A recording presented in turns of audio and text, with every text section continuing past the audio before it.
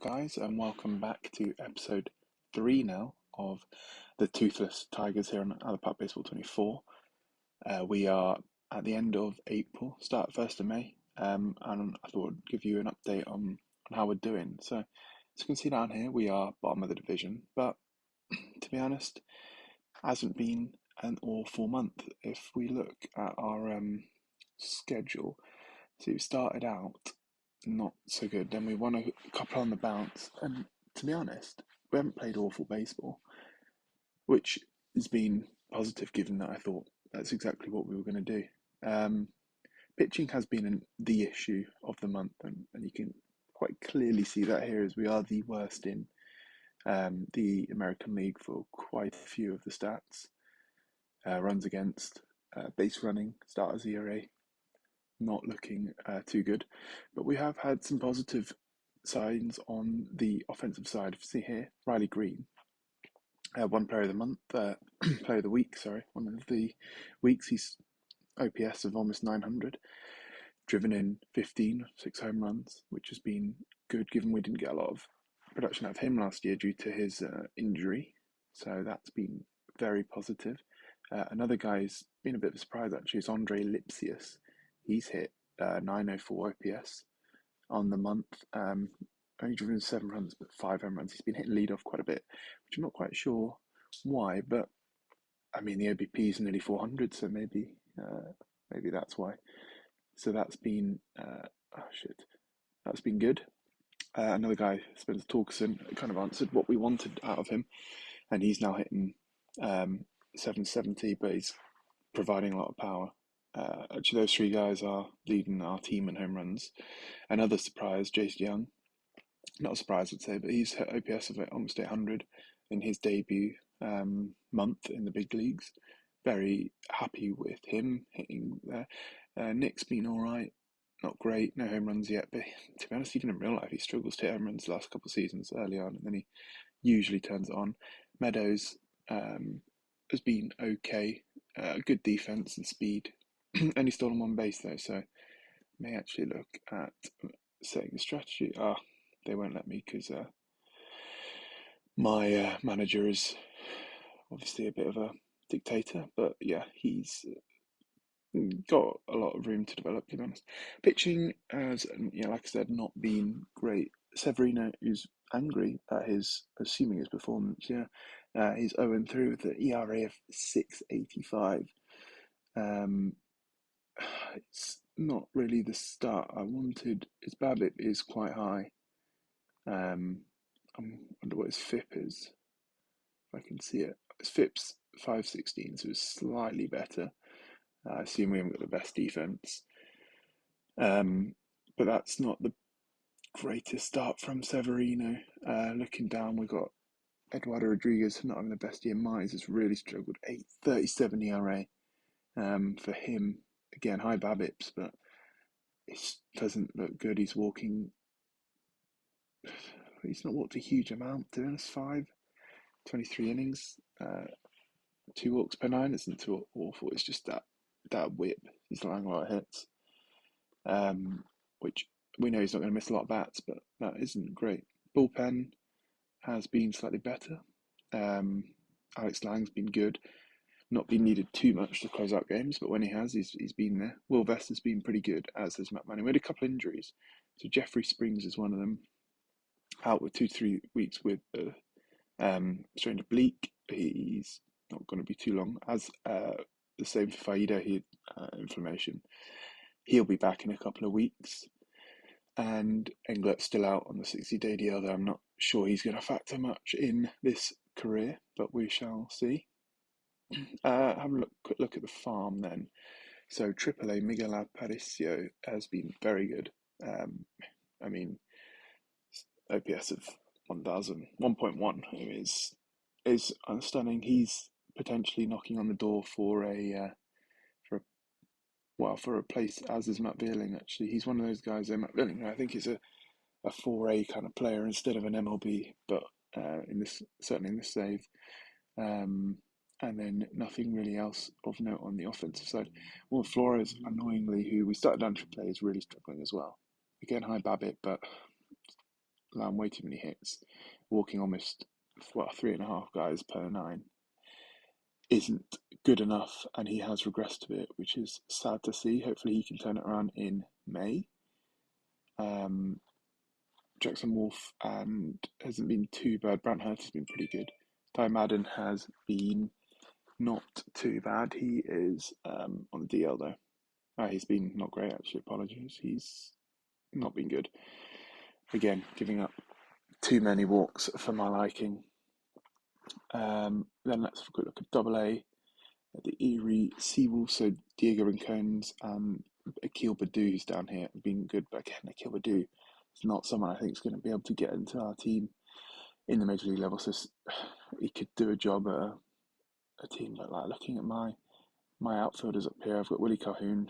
Okay, maybe he could be replaced. And Kerry Carpenter's not had a great start, but I'm not really sure I want to give time to Akil Badu. I need to see. Gage Workman's been good, actually, very good. OPS of over 1,000, OPS plus of 155. Been excellent. He's in line for a call up back to AAA, actually. Plays good defense at short. To be honest, someone who I'd pretty happily replace Javi Baez in the lineup with. I think Workman's a great player, having a good year in real life, I believe, as well. Pitching, Dollander not been good. Again, he's also someone who's really regressed actually in the scouting updates. His potential's dropped from 80 to 60, and he's not been good. 4 starts, ERA north of 9, not what you want to see. Low BABIP as well, so well, not low, but he's given up 4 home runs per 9 innings. Not great. He is not even a fly ball pitcher either, so maybe that's going to regress back to the mean. Positive note though, Jackson Jobe been excellent. 3 wins in 3 starts, 3.6 ERA, for 142 ERA plus fairly decent BABIP, high BABIP, and he's walking too many people, but he's still getting the results. If he can get that walk down, control is poor, so we're going to expect some walks out of him. But Jobe looking good. First run at it at Double A. With the way some of our starters are performing, you would expect him not to be too many miles away. And then a brief look down at Single A. Advanced, Isaac Pacheco hitting well, Sakara is hitting well, Peyton Graham hitting well. Pitching side, nothing hugely of note. And then down in Lakeland, Drew Bowser, one of our draft picks, hitting well down there, 970 OPS. As is Itai Goldner, the Israeli shortstop who we also picked up in the draft. OPS 850, love to see it. Pitching, nothing too exciting going on there. A quick look around the league then. Rangers are dominant. I know the Cardinals are leading the division, but they're not doing as well as I thought. Shohei Ohtani doing Shohei Ohtani things with 2.36 ERA and hitting 6 home runs. Their team is just obscene, their lineup and their pitching, just obscene. But the best record is actually with the Texas Rangers. They do have DeGrom, who's still good, although not having the best start to this year.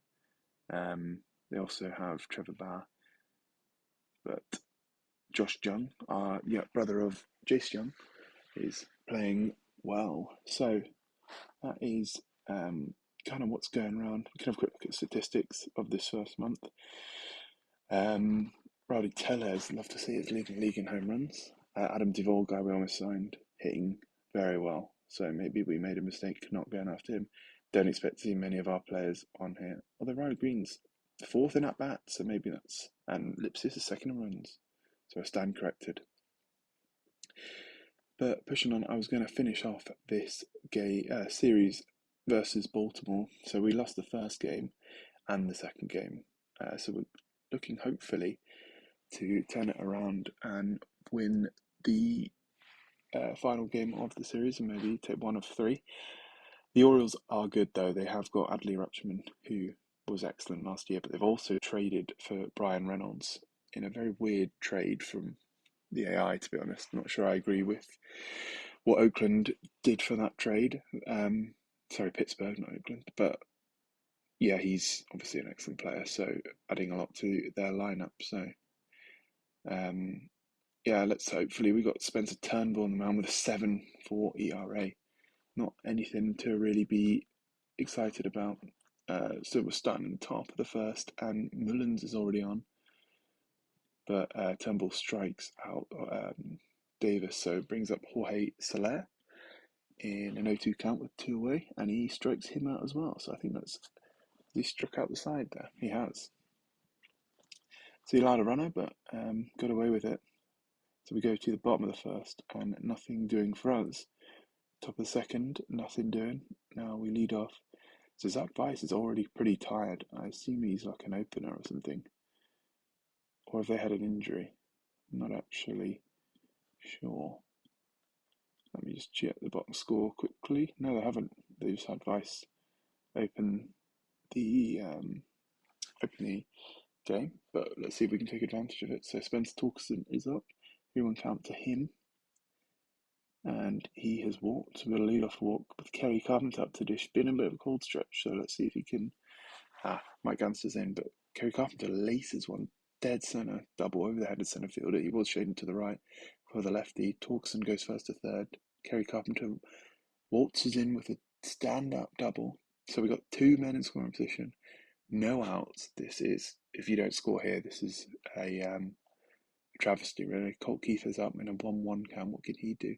Slaps one to right field. That's all you need to do. That's going to tag, hopefully. Torkelson in. Kerry Carpenter advances to third. And we score the first run. And it's 1-0 to us. Javi Baez now. 1-1 count to him.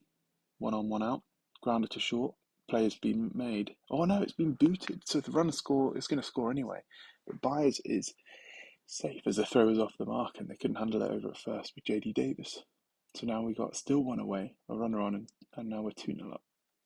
2-2 count to Dingler, and he looks at possibly ball 3. So that brings up Parker Meadows.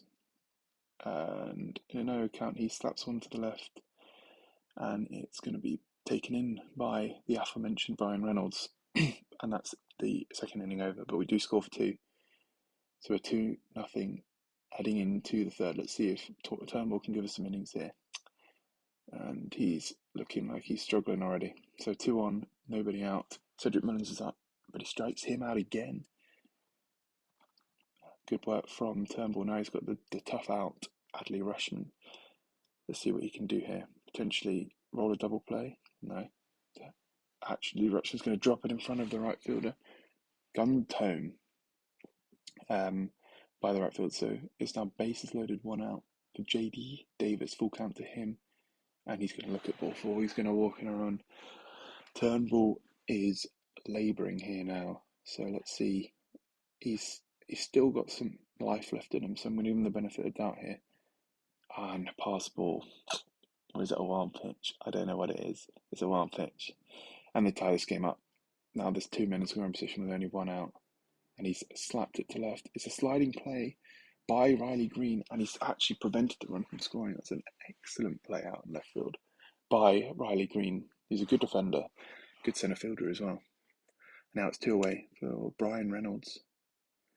And he's laced it first, but it's a good play by Spencer Torkelson to retire Brent Reynolds. But Baltimore get the runs right back, and it's now tied at 2 heading to the bottom of the third. Riley Green having made that play is up now. See what can he do? Slats on left field, but it's unfortunately to Brian Reynolds. And it's 1 away. Willie Calhoun is up. What can he do? He's 0 for 1 today. He is going to go down swinging on a 2 pitch, and that brings up Jace Young. 2-2 count. Struck out on the first, and he strikes out here. That'll do the third. Game still tied at 2. Turnbull's at 50 pitches. Let's see if he can get through the 4th. And he can. I'm pretty happy with what Turnbull's done there. He's pretty tired now, so he's 7 pitches. I might get the long. Let's see what's going on here. We've only got 1 lefty coming up. I'm going to warm up Freddie Pacheco because he seems to be the only one who's got any energy at the moment. He's a righty. Let's see what we can do in the bottom of the 4th. We get 2 runs. It looks like it's a home run, and it is from Javi Baez. Single from Kerry Carpenter, and a 2-run home run from Javi Baez. has given us the lead. Dylan Dingler's now up. He slaps one up the middle. Ganster not having a good time as he allows another 2-out hit. That's back-to-back 2-out hits allowed by Mike Ganster. And this brings up a Parker Meadows in a 1-2 count. Strikes out on a check swing. That is the inning, but we do get 2, and we now lead 4-2 in the top going into the 5th. Turnbull is still okay. I'm going to let him go, but go back. Here's Mullins. Ground out to second base. Handled easily by Jung. 1 away. If he can get through 5 there, I'll be very happy with his performance. Rutschman swings, and it's a swinging bunt, and Dingler can't get him out. So we've got a runner on first now for JD Davis. 0-2 count to him. He slaps one high in the air. Parker Meadows should and does have it. 2 away. Now, the power bat of Jorge Soler. 0-1 count to him. Keep the ball on the ground, and we do just that. Keith takes it in at third. 5 innings in the books for Turnbull, and I have to say I'm pretty happy with that from him. Probably get Pacheco in, although he's going to start to tire in the bullpen, but let's see what we can do in the bottom of the 5th. Willie Calhoun gets a double, brings up Jace Young with a runner in scoring position. Full count to him. Slapped to deep right centre field, just off the top of the wall. Runner scores easily. Jace Young slides in, but no need as he rips a ribby double to right centre field. I'm really impressed with what Jace Young is providing to this ball club. It's been a great decision to call him up. Willie Calhoun scores there, so 5-2. Tigers bottom of the 5th. Torkelson's now up. 1-1 count to him. Can he drive in the run from second? Slapped to left field. It's deep left field, and that is gone. Spencer Torkelson has hit his 6th home run. Classic Torkelson swing. We've seen that a lot this year, especially recently in real life. And now he's up. We're up 7-2, driving in Jung. Very, very excited to see that. This team is definitely getting better. That's what we want to see. They've now bringing out Jacob Webb to face Kerry Carpenter. Let's see what Kerry Carpenter can do to the new arm out of the pen. And it's a pop up behind first, and that should be and is an out. But a huge 5th inning, 7 hits, 7 runs. We're very efficient, clearly, this game. So, sorry, there was only 1 away. I've lost the count of the outs. Here's Colt Keith, 2-1 count to him. He slaps one to centre field. Mullins is tracking, and he takes it in. 5th is now done, and we are 7-2 up. I'm not going to push it anymore for Turnbull. I'm going to get Freddie Pacheco in, see what he can do, if he can shot. No, we can't. The first 2 runners are on. Let's maybe get Joey Wentz up. Gunnar Henderson is up, 3-1 count to him. Pacheco brings it. Gunnar Henderson slaps just short. Paez makes a play though. Takes it to second, throws it to first. That's why you have Gold Glove defense at shortstop. 2 for the price of 1. And it's a runner on third now with 2 away. And it's Ramon Urias, 2-1 count to him. And he slaps it right field. And that's gone. The short right porch at not Tiger Stadium, at Comerica Park has bitten us there, 360 feet. And it's now 7-4. Left-hander is up. I'm going to have a mound visit here. And I'm going to change. Joe Wentz is coming in to face the lefty. It's a better matchup. Pacheco, not done your job there, but can Joey Wentz get out of it and take us to the bottom of the 6th? He can. Not ideal, but we have plenty of runs to play with, so it's a usual thing for the Tigers bullpen to implode. Let's get Jason Foley up. What can we do here in the bottom of the 6th? Nothing. Now we shall give Wentz a sat back because it's a lefty on lefty matchup on top of the 7th. Mullins slaps to right. Plays made by Kerry Carpenter. 1 away. We now got Adley Rutschman with 3. Oh gosh, he's a switch hitter. So let's face Adley Rutschman with Joey Wentz. And then we can bring Foley in for the righties if we need to. And Adley Rutschman has gone 3 for 4 this game. We knew it was going to be a tough out. Now let's bring Foley in and see what he can do against JD Davis and Jorge Soler. 3-2 count to JD Davis. Slapped up the middle, base hit to center. But Rutschman inexplicably goes for it. Green is overthrown, and Colt Keith, well, I'm not quite sure what's happened there, but he's gone from first to home on a grounder to centre field. Inexplicable what's happened there.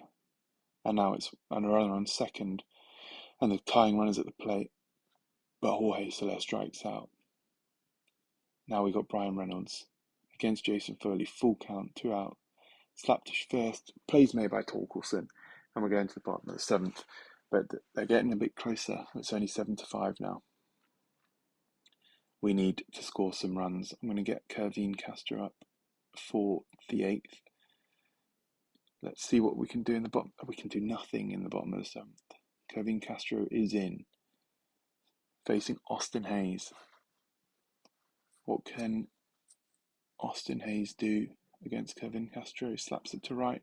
Can Kerry make the plate? No. Drops in front of Kerry Carpenter. That brings the tying run to the plate once again. It's Gunnar Henderson. First pitch to Gunnar Henderson is punched into centre field, but Parker Meadows makes the play, 1 away. Now it's Ramon Urias, 0-2 count to him. Can Kervin strike him out? 0-2 count? No. Slap to short. It's play is made though by Byers. Double play. And the inning is over. Huge from Kervin Castro to get out of that. Now we have our closer, Alex Lang, ready to go. Again, we do nothing. Alex Lang is in. Let's see what he can do. Can he shut it out? Let's only hope. So, he's looking for his 5th save. First batter is Bush. Flies out to left field. 1 away. Green takes it in. Next at bat is Cedric Mullins. 2-1 count to him. He slaps it to left field, and that looks like it's going to go. And it is. That's a solo shot for Mullins, and there's now 1 run in it, and they have their best hitter up to the plate. Full count to Adley Rutschman, and he's walked him. This is not what we wanted out of our closer. I will get Matt Manning up warming, but hopefully we don't need him. 2-2 count, JD Davis, and he strikes him out. We're now 1 out away, and it's Jorge Soler. It's a 3-1 count to him.